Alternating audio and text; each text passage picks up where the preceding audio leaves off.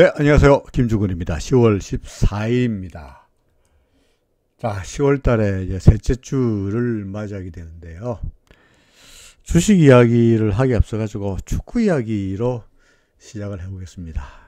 한가하게 왜 축구 이야기냐 해보겠습니다만은, 어제, 그죠? 우리나라하고 튀니지의 국가대표에서 이강인이가 두 골을 넣고 4대 0으로 끝나는 아주 통쾌한 승리를 맛보기도 했죠. 자, 그래서 축구 이야기입니다. 우리나라가 이겨서 축구 이야기가 아니고요. 여러분들 축구 경기를 보면요, 종종 페널티킥, 그죠? 페널티킥, PK가 서는 데는 상황을 맞이하게 됩니다. 여기 골문이고요. 이제 골키퍼가 이렇게 서 있습니다. 그죠? 자, 축구, 그러니까 키커가 여기 서 있는데, 키커가 골문을 향해서 공을 어느 방향을 또 본다면 오른쪽으로 갈 수도 있고요. 그죠? 왼쪽으로 갈 수도 있고 가운데로 갈 수도 있죠. 따라서 골키퍼 입장에서 본다면 왜 오른쪽으로 다이빙을 해서 공을 막을 확률, 그죠? 가만 서 있어도 공을 막을 확률, 왼쪽으로 그래서 다이빙할 확률에서 공을 막을 확률이 각각 3분의 1씩입니다. 그죠? 그러니까 골키퍼 입장에서 다이빙을 왼쪽으로 하든 오른쪽으로 하든 또는 가만히 있든 간에 각각의 확률은 3분의 1인데, 보통의 경우에 골키퍼가 어떻습니까? 왼쪽으로 다이빙하거나 오른쪽으로 다이빙하거나 둘 중에 하나를 선택하죠. 가만히 서 있는 골키퍼는 없습니다. 그래서 사실은 골키퍼 입장에서 본다면 가만히 서 있어도 자기한테 공을 날릴 확률이 3분의 1이나 됩니다. 하지만 골키퍼 입장에서 가만히 서서 공을 막고자 하는 골키퍼는 없습니다. 왼쪽으로 다이빙하거나 오른쪽으로 다이빙합니다. 왜 그러냐?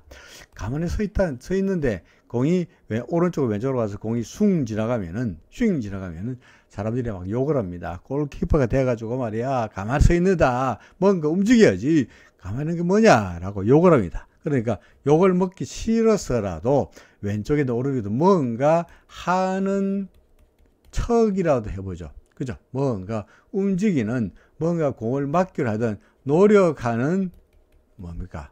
신용이라도 해봅니다. 욕을 안 먹기 위해서.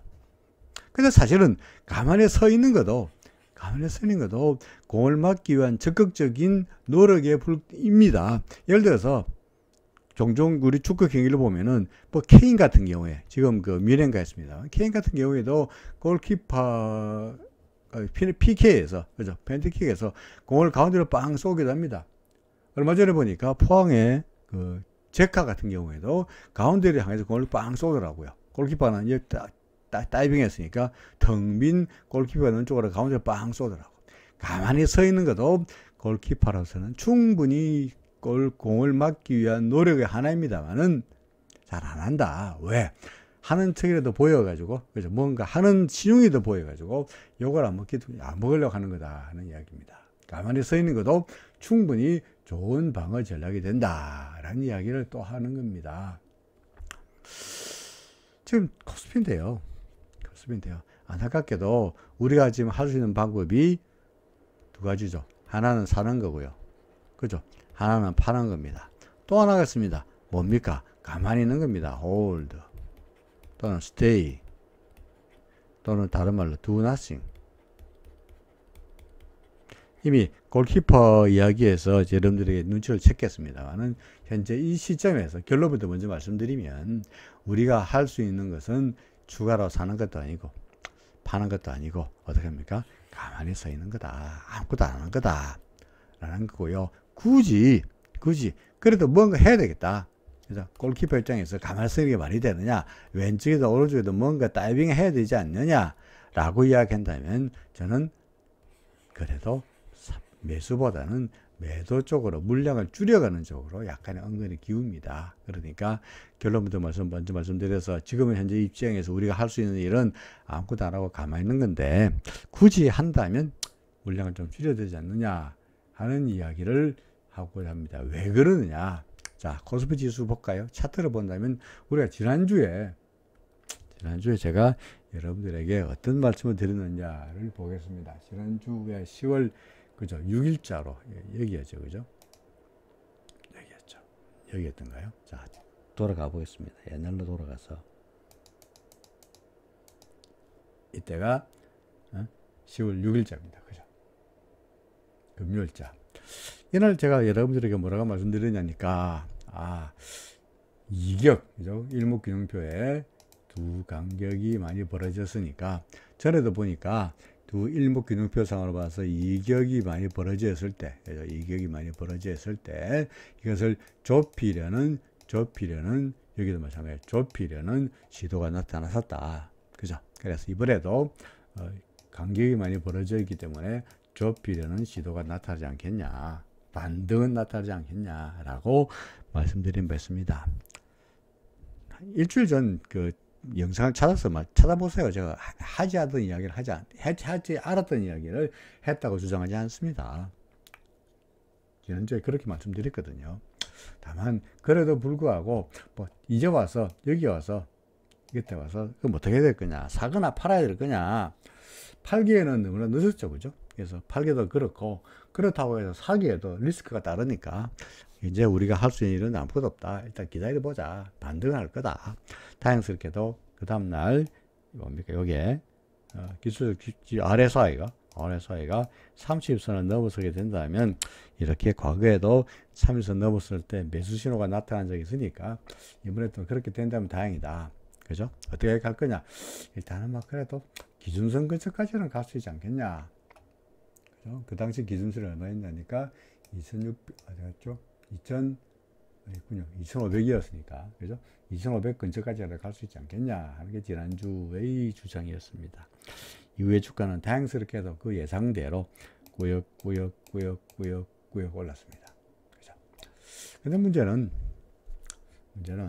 2,500까지 넘어가고, 그죠? 여기까지는 가고, 여기서 뭔가 저항을 받고 뭔가 방향성을 정하는 것이 우리 기대했는데, 이런 주가가 근처에도 못 가고, 그죠? 근처에도 못 가고, 기준선 근처는 그냥 전환선 넘었습니다만은, 기준선 근처에도 가보지 못하고, 2,500을 고지해서 다시 꼴까닥, 바로 꼴까닥 고개를 숙이는 그런 안타까운 모습이 나타나고 있습니다.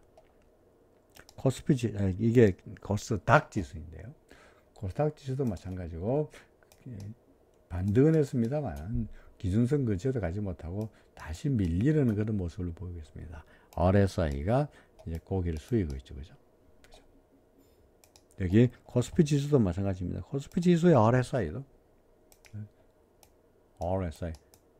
소위 상대적으로 스트렝스, 시장의 강도를 보여주는 인덱스 RSI가 고개를 숙이고 있죠, 그죠?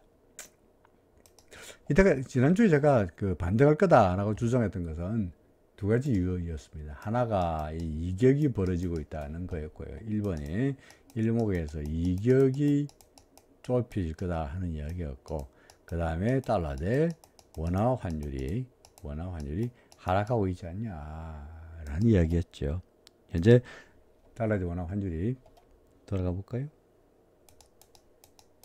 자, 이게 6일날, 금요일날에 5일날이군요. 6일날에 달러 대 원화 환율이었고요. 그죠? 그 다음에 이게 10월 4일날에 꼭지를 만들고 돌아섰으니까 이미 RSI가, 달러 대 원화 환율의 경우에 RSI가 매도 신호로 나타났으니까 환율이 좀 떨어지지 않겠냐, 어디까지 갈 거냐, 뭐 기준선 근처까지 갈 수 있지 않겠냐. 그러니까 주가도 외국인들이 매도가 좀 주춤거리면서 주가도 떨어지지 않겠냐 하는 게 지난 주의 주장의 근거였습니다. 실제로 환율은 이후에도 좀 더 밀렸죠, 그죠?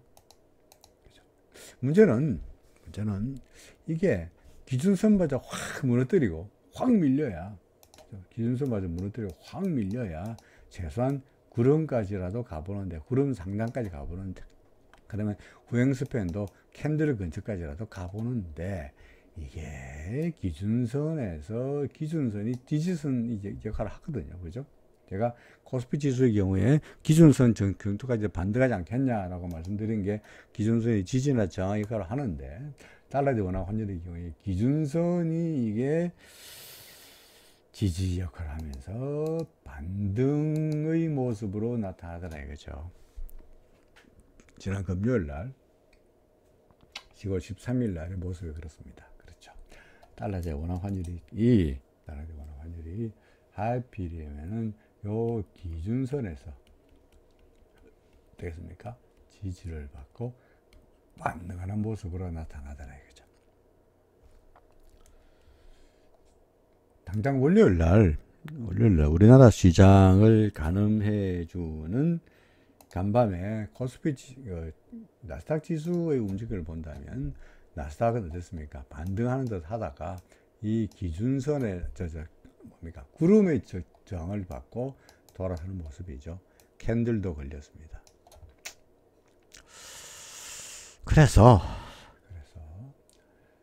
전반적으로 봐서 아직까지 우리 이런 차트 아니더라도 그죠? 하마스하고 이스라엘 간의 전쟁은 한창 지금 뭡니까? 가자 지구의 그 사람들 인간이나 빨리 대피해라. 그죠? 하마스를 쳐들어가기 위해서 지상전이 곧 시작된다. 라고 6,000발의 로켓포도 터뜨리고 곧 지상전이 시작될 것 같은 이런 모습이다 보니까 더구나 시리아도 지금 공습을 하고 있고요. 그게 뒤에 이란이 배경으로 배후로 지목되고 있고 우리나라가 이란에서 그 원유를 들여오면서 그 미국의 요청 때문에 지금 그 원유 대금을 갖다가 지금 동결하고 있잖아요. 그죠? 그걸 갖다가 지난주에 일부 줬습니다. 그죠? 몇 조 원을 줬죠. 그 때문에 달러도 원화 화들도 급등하게 됐고요. 근데 다시 미국 요청에 따라가지고 현재 7조 원인가 다시 동결되고 말았죠.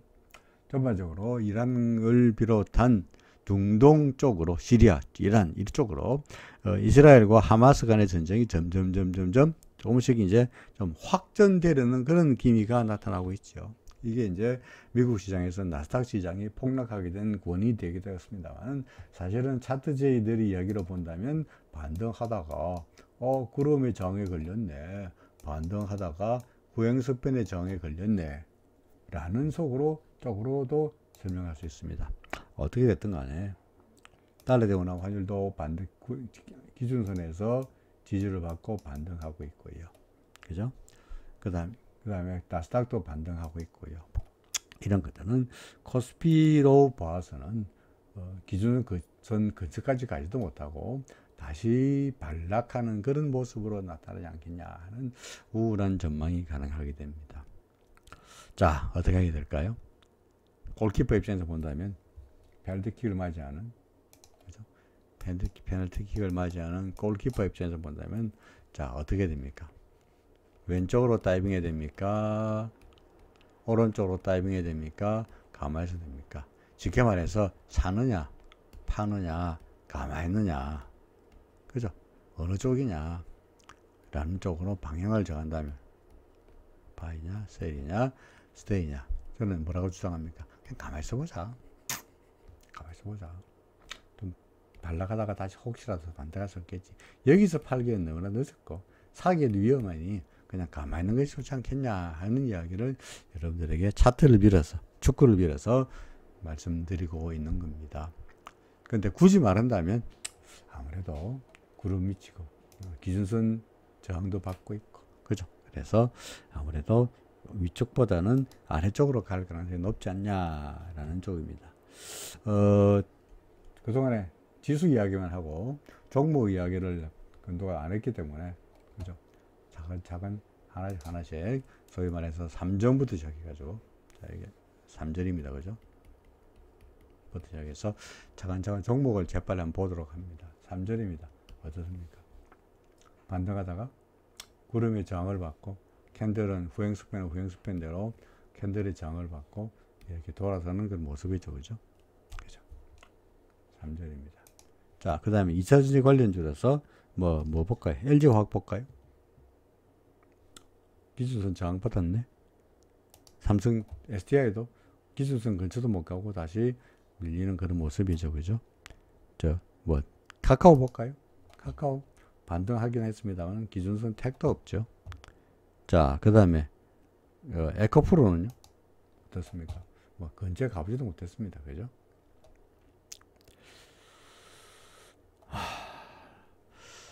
그나마 현재 좀 그래도 괜찮아 보인다 하는 종목은 없나? 라고 여러분들 말씀하신다면 근데 하이닉스 같은 경우는 그래도 괜찮아 보입니다. 어떻습니까?